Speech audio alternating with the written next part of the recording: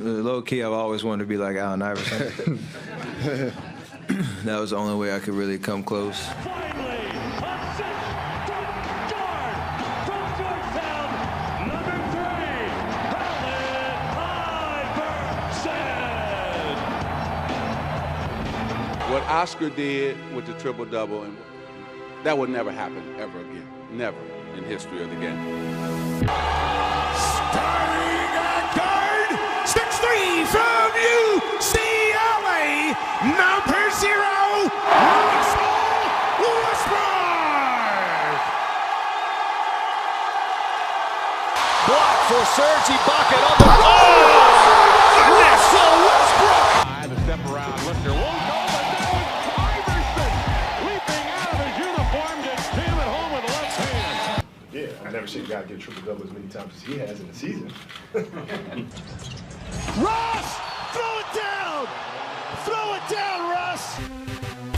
Iverson, bothered by Lewis. Iverson. How about that? Steps over Teron Lewis. 7 straight points by Iverson. Looked like he was dead in the water. Over 26 points, close to 27 points a game in 14 seasons. Freak of nature. Oh, wow! What a spectacular coast to coast.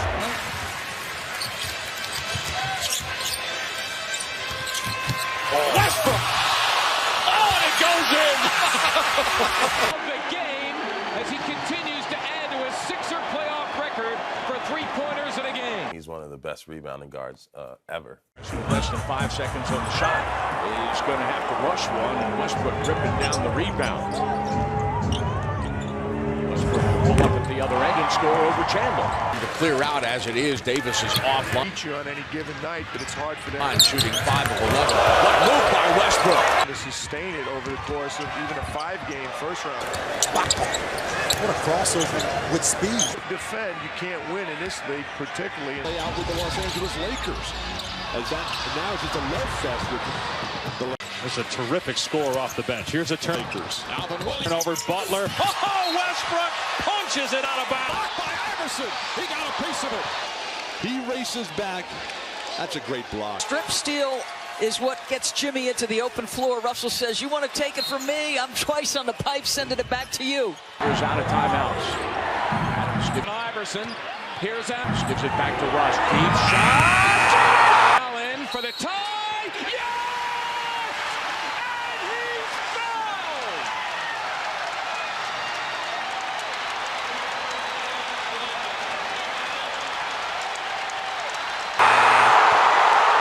What a perfect ending to a historic day. What Russell is doing this year is epic. You know what I mean? It's monumental. It's something going to be remembered and cherished in basketball fans' eyes forever. Incredible. I mean, he's my favorite player in the league. I have a lot of respect. Russell Westbrook is having a predictably rough season following the trade from the Wizards to the Lakers this year. I believe his career trajectory is eerily similar to another mega-talented guard who never was able to win a championship, the great Allen Iverson. How do these two generational talents mirror one another?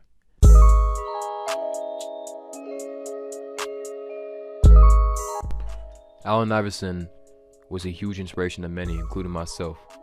He's the only reason I wanted to go to Georgetown growing up. He was a hero to so many kids who watched him destroy defenses night in and night out. His press conferences were legendary. By himself, Iverson popularized braids and cornrows, shooting sleeves, and a kind of self-confidence that created radical change in the entire NBA for decades. I was the first one to do all that stuff, and I took an ass whooping for it, says Iverson. Tattoos, cornrows, headbands, hip-hop. I never meant to start any trends. I got my butt kicked, but if that meant that the guys who came after me could be themselves, then it was worth it. So many players have given Iverson their flowers over the years. I didn't want to be Michael or Magic, says LeBron James. I want to be Allen Iverson. Carmelo said that he changed everything, and an entire generation owes him. Isaiah Thomas said he definitely wanted to be like Allen Iverson. I don't think anyone would have gotten tattoos, cornrows, and headbands if not for him, but he really taught us how to be ourselves. And Chris Paul, the point guard, he chose number 3 because of Iverson. And the crazy part is, Iverson was really destined to be a football player. His uncle and manager, Gary Morris, said that he was a far better football player than a basketball player. Far, far better. We talked about Notre Dame all the time. That was our dream. We watched the Fighting Irish on TV every Saturday. He was never supposed to be in the NBA. We were focused on the NFL. He should be in Canton as we speak. Iverson never became that football player, though, because of one fateful night in a Hampton bowling alley. What happened that night would expose centuries of racial tensions and result in the city of Hampton divided among racial lines. Before we get into one of the most blatant examples of racial discrimination in the court system, we have to take a dive into Iverson's upbringing and what made him the man who pulled his family from the clutches of the poverty cycle. Born to Ann Iverson at the young age of 15, AI grew up in the poverty-stricken city of Hampton, Virginia. His father was never involved in his life. There aren't words that can accurately describe how challenging his childhood was. In one summer, nearly 10 of his childhood best friends were murdered. His mother had to work multiple jobs, and he would go days without seeing her at home. His teachers would complain about him missing classes, not realizing that he was at home caring for his younger siblings before he found a way to get to school. For as much as Ann loved him, she would have parties and get high with him in the house, which led Iverson to seek solace on the basketball court in the early morning hours when the house was too loud to sleep. His natural athleticism was clear at a young age, and the energetic Iverson became the greatest high school athlete the city had ever seen, leading his Bethel High School football and basketball teams to a Virginia State championship in his junior year. As quickly as Iverson became the greatest high school athlete in the area, the bowling alley incident threatened to take away all of the hard work he had put in to get to that point. On that fateful night, Iverson and his friends went to a bowling alley when, according to Iverson, a white man named Stephen Forrest walked up to Iverson and his friend and called Allen the N-word. AI testified that he got in Forrest's face and then was restrained by a teammate and pulled outside before any of the violence began. Forrest and other witnesses testified Iverson initiated the conflict, and Barbara Steele, whose scalp was lacerated by a thrown chair, testified one of Iverson's friends struck her friend in the face and then smirked at her. Iverson's popularity had made him an enemy among many in the white community, who celebrated the cocky athlete getting what he deserved. Iverson and three of his friends were sentenced to 15 years for maiming by mob, a law originally designed to protect black people from lynch mobs, which, the way the law was written, it allowed the court to convict the 4 young black men without any proof that they directly participated in the conflict, but rather just merely being in the vicinity. Nobody was injured in this bowling alley incident, so calling that conflict a maiming by mob was a stretch. Definition, there is no mob. A mob is an assembled group, assembled before they get to the scene for a specific purpose. In addition, none of the white participants were ever charged. The court system wanted to make an example out of Iverson, and they nearly ruined any chance he had at a successful career until Iverson was granted clemency by Governor Wilder, and an appeals court overturned the conviction, citing insufficient evidence. Iverson spent 4 months in prison, putting his opportunity to play college sports in jeopardy, as he lost offers and interest from Duke, Kentucky, and Maryland. No program wanted to be associated with him anymore. This could turn us to hardcore criminals. That judge can tear down. That judge can tear 4 black people down right now, just like that, if you want to. Iverson is a survivor, being someone who has been through so much to have almost had it all taken away due to a wrongful conviction and still managed to succeed in so many ways. For someone like him who had been through so much to end up at Georgetown and eventually the NBA is a miracle and massive success in its own right. Pick up the smallest nail in there and try to bend it. Can't do it. It's tough. That's Allen Iverson. At his peak, Allen Iverson was an unstoppable scorer who was able to raise the floor of every roster he played with. Every season, his teams relied upon massive scoring outbursts just to have a chance to win. The Sixers front office never were truly able to put together a roster that relieved them of that day-to-day scoring stress. As he aged and his athleticism and agility declined, he lost his one advantage he had against the majority of the NBA. Despite his athleticism leaving him, his self-confidence in himself and his ability remained. Allen remained effective after being traded to Denver, but his decline began after he was traded to the Pistons. He spoke to the media about how much he hated the idea of being told to come off the bench in Detroit. That Pistons team was the closest thing Allen had to an actual contending level roster, but Iverson refused to be carried to a championship. He still saw himself as being more than capable enough to be a quality starter in the league, and considered it to be disrespectful to be told to come off the bench. That was his last chance to contribute to a championship, and his career would end after a rough season back in Philadelphia. Iverson is perhaps one of the game's most competitive and talented players of all time. He played every game giving 110% to his city and his team, and despite this, he remains one of the most misunderstood and disrespected players of our generation. People remember his rants to the media, his fights with coaches, stories of him being wild in public, but forget the implications of the upbringing he had to endure as a young man. Iverson's demeanor isn't one intended to disrespect and demean those around him. His temperament is one born of self-preservation due to the environment he was placed in. Ultimately, Iverson's inability to make sacrifices in his role led to him never winning a championship. The same passion and intensity that made him such an amazing talent refused to let him allow others to carry him to the top of the NBA. This same passion and intensity is strikingly similar to Westbrook, who Iverson once said that his favorite player is Westbrook. When asked about this, he mentioned that he watches League Pass almost nightly, and he called Westbrook a certified killer. Certified. He reminds me a lot of me.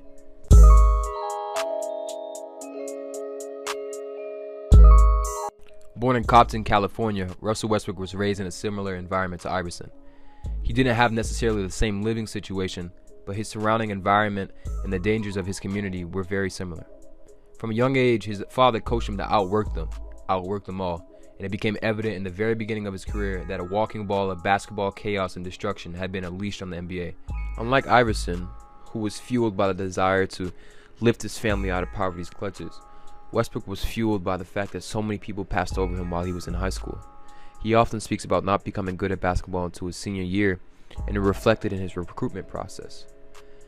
I also wanted to include a clip of Steven Adams talking about how good Russ is as a leader, because I feel like there's a narrative around Russ currently that he's detrimental to the locker room, he takes over games, guys don't like playing with him. But on the contrary, nearly every player that's played with him has spoken to how passionate he is, how much they love him on and off the court, how much he pushes them to be better. And I feel like that's important to understand when we're talking about his impact on the court, that even though his results haven't been what they wanted this season, he's not a cancer. He's not detrimental to the team and their mindset. No, he was great. He was awesome. He just reminded me of one of my, just my older brother. Off the court, bro, solid dude. Awesome. Really, really cool. And then on the court, obviously, he's bloody passionate. And whatever you want to call it, whatever when you want to name it, mate. Intense, passionate, angry, psycho, whatever you got. No point guard has ever attacked the rim with the same ferocity and power as Westbrook. Iverson and Westbrook shared that same passion and intensity to try and do everything in their power to help their teams. They also share a tendency to try and do it all by themselves, sometimes seeming to have forgotten they have teammates alongside them. Both men are MVPs who at their peaks were generationally productive offensive engines who carried subpar rosters. In his 2017 MVP season, Westbrook averaged 31.6 points, 10.4 assists, and 10.7 rebounds, broke the single-season triple-double record, and became the second player in NBA history to average a triple-double. In Iverson's MVP season, he averaged a league-leading 31.1 points per game and 2.5 steals per game, while leading the Sixers to the #1 seed in the East. Both players' performances night in and night out contributed heavily to the team's success. In games Westbrook has had a triple-double, his teams have won 73.6% of those games. When Iverson scored 30 or more points in a game, his teams have won 60.9% of the time and managed to win 68.4% of those games when he scored 40. And for both players, there's a relatively large sample size. The question is then, if both players' style of play led to great success in the regular season, then why do neither of them have championships? The answer is that in the playoffs, you need more than one superstar to win against the best teams in the NBA. The Sixers were the only team to get a single win against the stacked Lakers before they got gentlemen swept. Iverson's fantastic performance weren't enough for the combined powers of the Shaq and Kobe-led Lakers. Similarly, Westbrook's individual excellence was never enough to get his OKC teams out of the first round in the years after Kevin Durant joined the Warriors. Despite how you may feel about advanced metrics and statistics, every all-in-one statistic I looked at modeled the severe decline in Westbrook's overall productivity and impact on games since his MVP season. There has been a steady decline in positive contributions across every metric I looked at. And currently, or when this screenshot was taken, which was around January, Russell Westbrook has the worst overall Raptor of his career. Another metric I looked at was win shares and win shares per minutes. He's also at a career low in both of these. And VORP, value over replacement, which is similar to Raptor, which is like a replacement statistic. And plus minus, he is at his lowest point, his third lowest season in cumulative plus minus. This was again taken around January, maybe different now. And it's less important that we're focusing on the actual numbers of the statistics and more so the downward trends that each statistic is showing. There is value in advanced statistics when you look at the trend across each statistic, but when you take each advanced statistic as law and at its face value without comparing it to other ones, it loses that value. But if we can look at multiple ones and we see a trend that's consistent through all of them, then it has to be telling us something. And what it's telling us is Westbrook is having one of his least productive seasons of since his rookie career. Oh, since his rookie season, I'm sorry. And one of my favorite stats that I've been looking at is estimated plus minus. I'll have to double check what that is. Yeah, it is estimated plus minus. And he's at his lowest in his career in this metric. LeBron, which measures total impact per 100 possessions, he's at his lowest in that in offensive and defense. And then when you look at Allen Iverson, this is when it really gets interesting. We see this same pattern. His win shares decline by this point in his career, and that happens with age. But it's more intriguing when you think about the archetype that both players are. If advanced stats aren't your thing, we can also use traditional stats such as field goal percentage at the rim to measure the decline in both Westbrook's and Iverson's career. Now, looking at Russell Westbrook's field goal percentage at the rim, this year he's at 54%, which is tied for his third lowest of his career. And for a player like Westbrook, who can't rely on an outside shot to put pressure on the defense, being able to finish at the rim is crucial, not only for his own scoring output, but also to create opportunities for others. When we take a look at his shot density, we can also again see that the majority of his attempts are coming at the rim, so he does need to convert on those. But in addition, we can see extremely cold spots inside the arc at around 36%, 5%, and 34%. But he's an incredibly great shooter from the corner. Not on a high volume, but maybe that's something they do need to utilize more. When we look at Iverson's percentage, we see a similar decline in his effectiveness around the rim as he aged and he got older. Years of carrying the offense took a toll on his ability to get to the rim. And getting older, naturally he lost a bit of his athleticism. What's interesting though, Basketball Reference uses a metric called similarity scores, which are used in a weighted win share and orders them from greatest to least. And it's not to find players whose style of play is similar, but more so to find players whose careers were similar in terms of quality and shape, pertaining to how long they played, how well they played, what was their peak years, how great were their peak years, were they effective over a long course of time. And when you look at their similarity score, you see a couple of guys, but Westbrook is in the mix for a similar player in terms of his contributions to his team as Iverson. And this is the best statistic I could find that can map the similarity in their careers. One of the biggest problems with comparing players from different generations is the lack of statistics that existed back then in Iverson's day as compared to they are now. And if you notice, like a lot of the popular advanced statistics that I was using for Westbrook, I didn't have screenshots for Iverson, and that's because we don't have the data to make those conclusions. Now, Darko's daily plus minus does have the capability to map that data from Iverson's career. All daily plus minuses is a predictive model on a player's value for a given game. And so what this chart is showing us is the player's performance respective to their expected value based off the progression of their career and the prediction of each game. And it's interesting to see that the downturn for both Westbrook and Iverson was around the same year, same time that they were both beginning to be traded throughout their careers. One Eastern Conference executive told ESPN that Russ reminds him of Allen Iverson, wanting to win but wanting to win on his terms. If he can take a step back and win in LA, it will validate everything else he's done in the league. When Westbrook was informed of the Iverson parallel, he pushed back, saying that he disagrees for multiple reasons. Number one, I believe that I am a one-of-a-kind player, and I respect Allen and respect everything he's done for the game, but I'm not comparable to Allen Iverson by any means.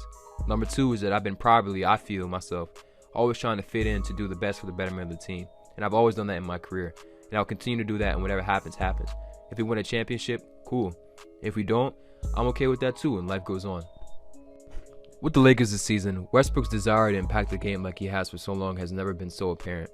He forces the action, trying to attack the rim to create open looks for others and hit jumpers, but it isn't working like it used to.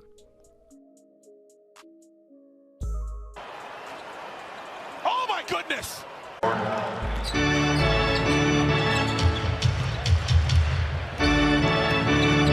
Westbrook from the mid. Oh my God! Wow. Air bank. Westbrook was at his best with the system designed solely around him, and now he has to defer to two players who are clearly a tier above him, or even a couple tiers. But his play this season probably has everyone wondering, like, does Westbrook even know that AD and Braun are better than him? You have to be somewhat delusional to carry teams night in and night out, and I believe some of that mindset is still within Westbrook. Can you imagine how hard it is to get out of the mindset necessary to play 82 games knowing you're the only reason your team might win and lose? The self-confidence and belief you must have in yourself and your ability to, on a night-to-night basis, to convince yourself that you're capable of that. That unwavering self-confidence is why Iverson never won a championship. And it may be why Westbrook never will. He has to let go of this desire to will the Lakers to victory when he has better pieces around him than he has had for the majority of his career. Westbrook could be the perfect offensive agent for the Lakers if he just accepted his role as the third star on the team and stopped taking bad shots. But from what we've seen from his personality, he probably won't. And some part of me, I just can't help but admire his commitment to try and impact the game the best he can and to win on his terms. It was the same reason why I loved Iverson. When we're discussing such polarizing players such as Westbrook and Iverson, it's important to remember that our definition as fans of success in basketball could be completely different from theirs. Iverson has already achieved so much more than he was ever destined to be. And Westbrook has proved everybody wrong after they overlooked him for so many years. It's not up to us to define what it means to be successful in basketball. It's up to the individual players and their perspective and what they feel like they've accomplished.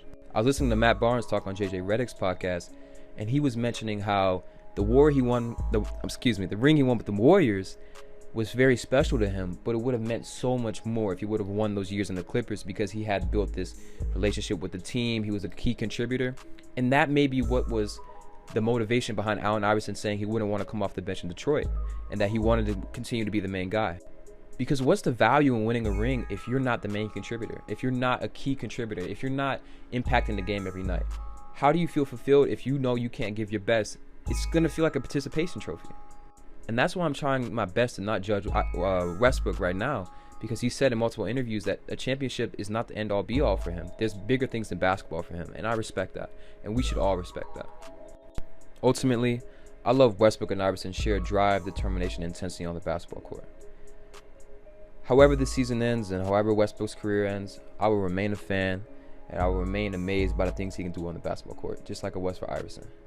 For me, at least, whether or not he wins a championship doesn't affect his legacy and his position as one of the greatest point guards of all time.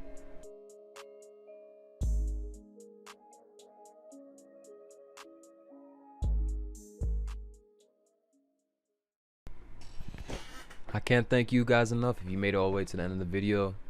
This was without a doubt the most time-consuming video that I've made so far. I learned Premiere Pro for this.